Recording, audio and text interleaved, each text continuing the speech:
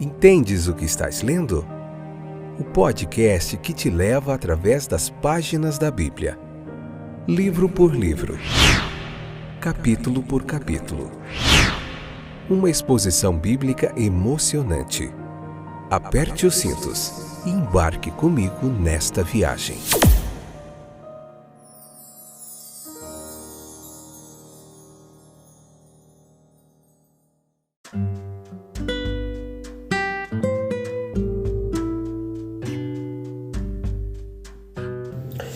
Olá, meus queridos companheiros de viagem através das páginas da Bíblia. Eu sou o Fábio, estou de volta para continuarmos o que temos feito aqui incansavelmente, que é explicar o texto bíblico, capítulo por capítulo, um estudo sequencial da Bíblia, uma pregação expositiva que a gente faz aqui, tá bom? Hoje a gente vai ver Marcos capítulo 6, a parte primeira, episódio de número 462. Nessa sexta temporada, estamos vendo o sexto livro da Bíblia. Você encontra outros 5 aí.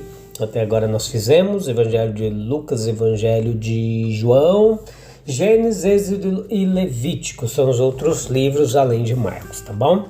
Você encontra aí explicadinho, capítulo por capítulo, muita teologia bíblica, muita explicação aqui para você de todo o significado do texto, com uma exegese clara, objetiva, uma hermenêutica aqui do texto bíblico, tá bom?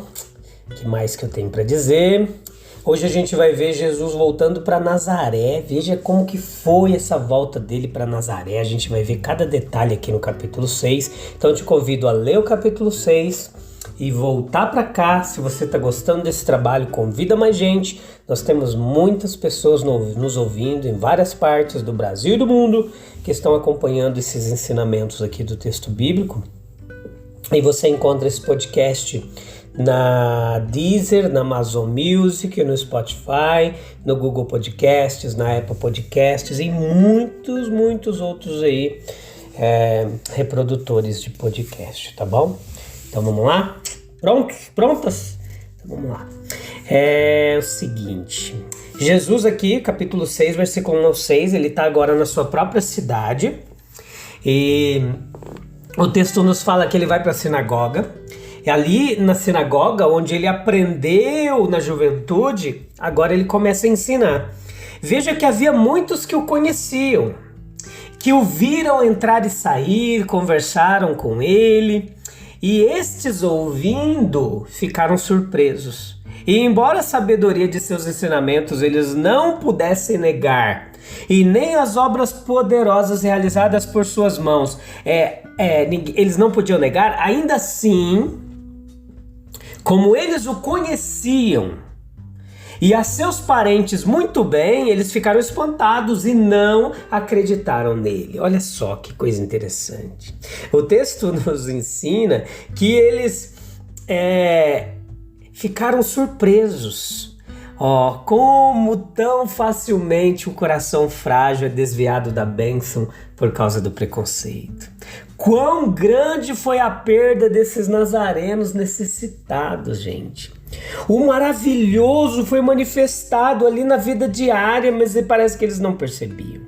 Quando ouviram na sinagoga, ficaram muito impressionados, como diz Marcos. De onde vem toda essa sabedoria? Da mesma forma, os pais se surpreenderam com as palavras do filho. Onde ele conheceu tais pensamentos? O menino sai da aldeia e logo volta para espantar os fofoqueiros, com sua visão ampla da vida e seus modos e maneiras confiantes, fáceis. A experiência da vida está cheia dessas surpresas, meus queridos. Nada é mais surpreendente agora do que o império que o menino de Nazaré domina no mundo do pensamento e da conduta. O povo de Nazaré tropeçou em Jesus. E assim são os nossos pensamentos, sob a tirania do costume. Se alguém nos dissesse que nosso filhinho ou irmão era ótimo, acharíamos difícil de acreditar. É falta de fé no Deus vivo, que trabalha onde, quando e como quer. Cuidado, gente, com esse egoísmo estreito, que mesmo agora pode estar nos afastando da luz e da beleza, da divindade e da bem-aventurança manifestada em muitas coisas, às vezes próximas a nós. Havia sarcasmo na fala de Jesus no versículo 4. Ele se admirou com a falta de fé deles. Ele mesmo, cheio de fé e amor, era difícil entender a falta de resposta a tudo isso. E o texto nos diz que ele não foi capaz de fazer nenhuma obra lá em Nazaré. Pergunte, quando os negócios do reino não parecem estar avançando, exceto em pequena escala, versículo 5, se a causa não pode ser a falta de vontade, a falta de oração, a falta de fé. Esse capítulo ele começa depois de Nosso Senhor sair da casa de Jairo, que a gente viu lá nos episódios anteriores, aquele que era governante da sinagoga, e onde havia realizado o milagre registrado no final do último capítulo, ou melhor, de Cafarnaum, onde a sinagoga parece ter sido situada. Em ambos os casos, ele passou a visitar sua pátria, não no sentido amplo desse termo, mas no sentido mais restrito, do município, onde a casa de seus pais havia sido ali, onde sua própria infância, juventude, ele havia passado.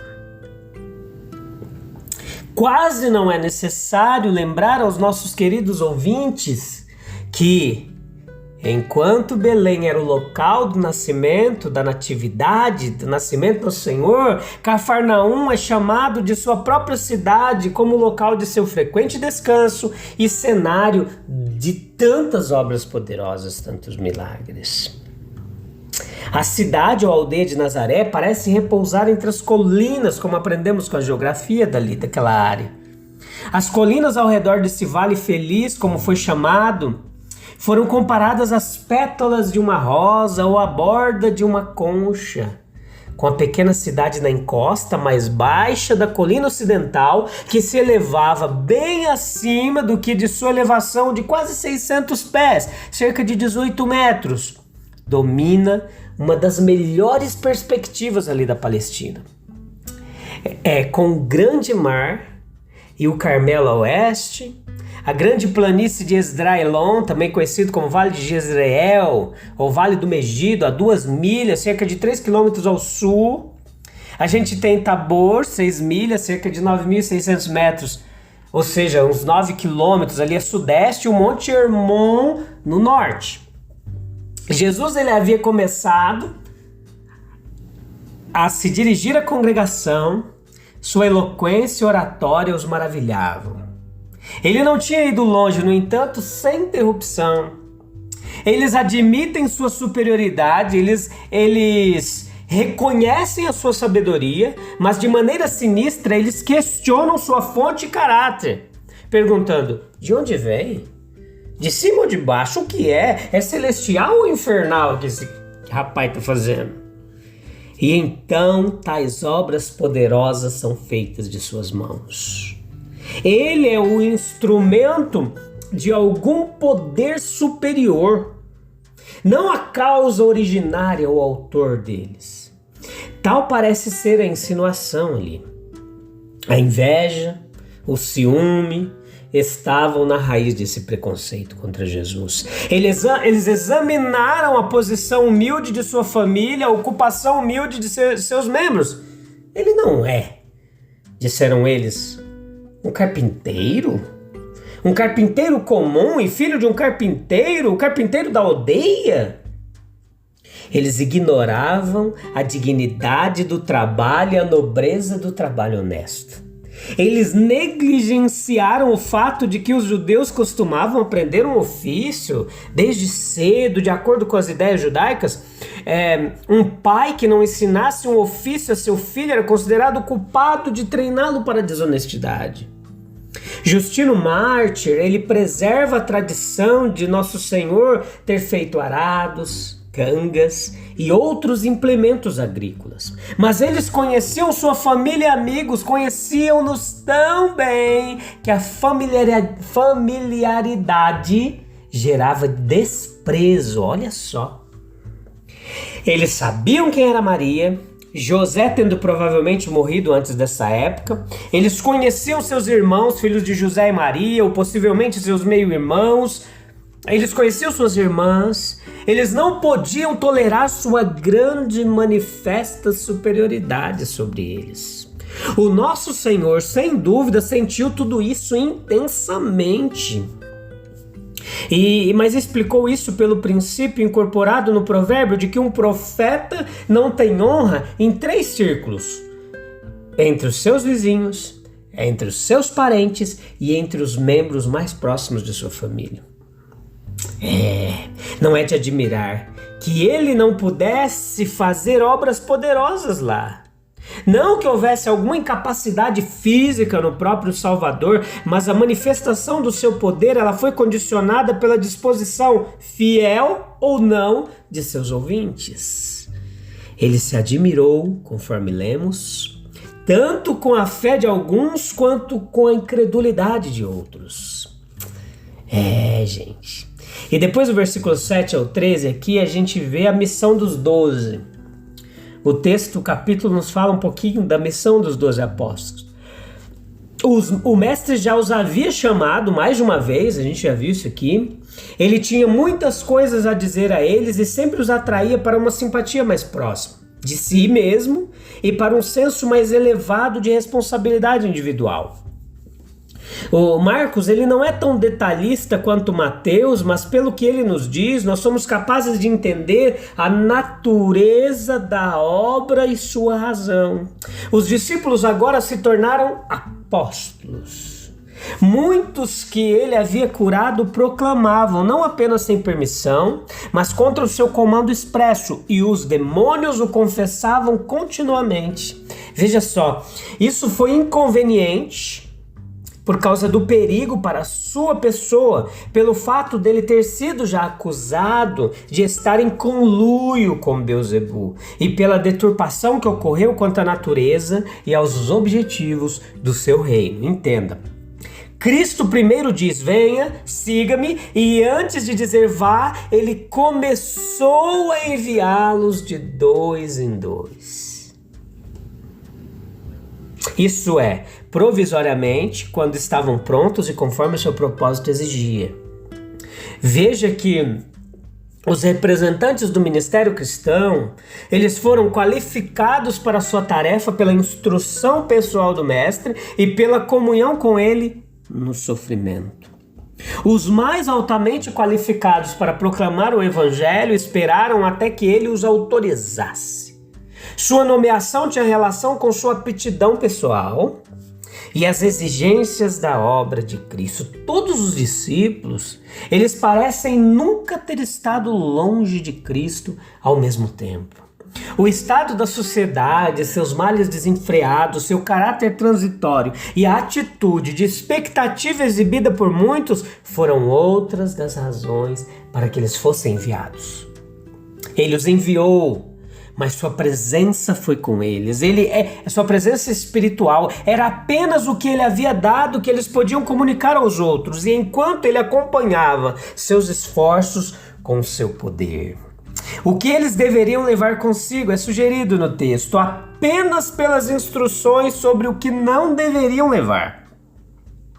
O mestre que os enviou cuidaria deles. Dentre os seus discípulos, nosso Senhor selecionou alguns que seriam, em um sentido peculiar, seus representantes e embaixadores, e eles tiveram seus sucessores em todas as épocas da cristandade.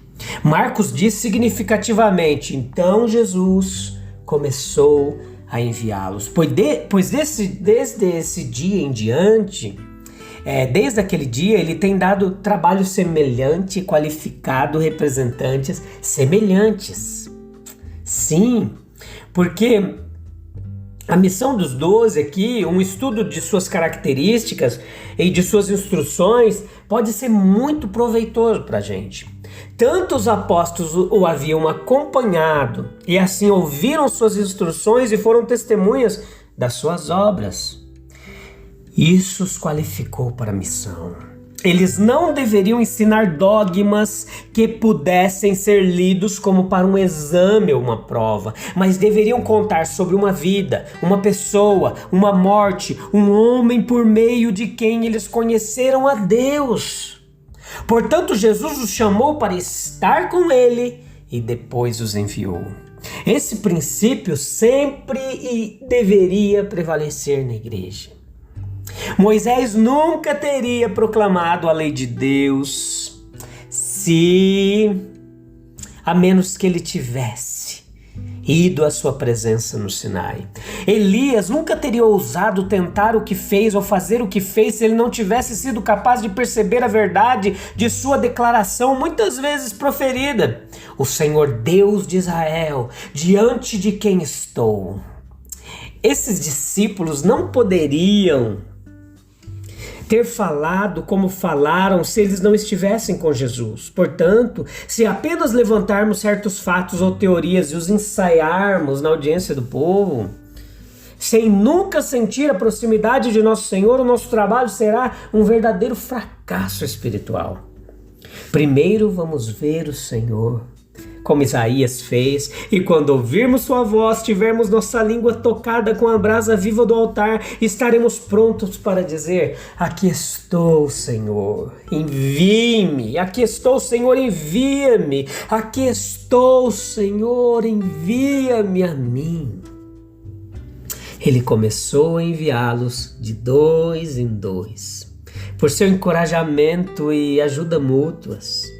Ao entrar em uma cidade, eles não deveriam exigir acomodação de estranhos por alguma demonstração de poder milagroso, mas deveriam perguntar quem na cidade era digno, ou seja, quem era receptivo, sendo contado entre os devotos que estavam esperando o consolo de Israel. O lar de tal pessoa, ela deveria ser o centro a partir do qual os apóstolos trabalhariam. Se a mensagem deles fosse rejeitada, eles deveriam deixar o local, sacudir o pó sobre os pés como testemunho contra eles, um ato simbólico de renúncia à influência e responsabilidade e ao anúncio do julgamento vindouro.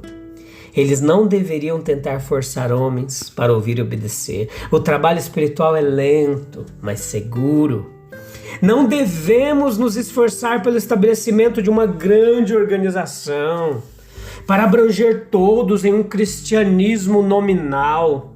Não devemos conquistar os homens pela força física também, mas devemos procurar com amor e oração transformar uma alma das trevas para a luz, para que ela possa se tornar a fonte de iluminação para muitos outros. E a gente vai continuar aprendendo mais de tudo isso aqui no próximo episódio. Eu te encontro lá sem falta, tá bom? Pra gente continuar aprendendo todas as lições que esse texto tem a nos ensinar. Um abraço, Deus abençoe. Até lá. Tchau, tchau.